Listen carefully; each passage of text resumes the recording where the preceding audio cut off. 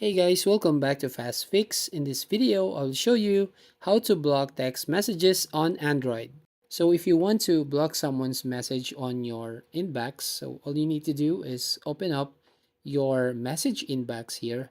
Now the first method is to tap and hold the message or tap and hold with that number and then tap on the three dots at the top right corner, and then from here you want to go and tap on block, so it will add up to your blacklist. Now the second method here is tap the three lines at the top left corner and then tap on spam and block. So here you'll find all your black messages on your inbox. So if you want to add number on your blacklist, all you need to do is tap on the three dots at the top right corner of your screen, then tap on block numbers.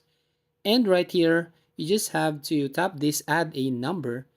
So if you add some number here, all the message coming from that number will be blocked. So that's how you basically block text messages on Android. Now if you tap on X, it will be unblocked from this list. So that's it. If you find this video helpful, please consider to like and subscribe to this channel, and don't forget to hit the notification bell to notify you on the next video.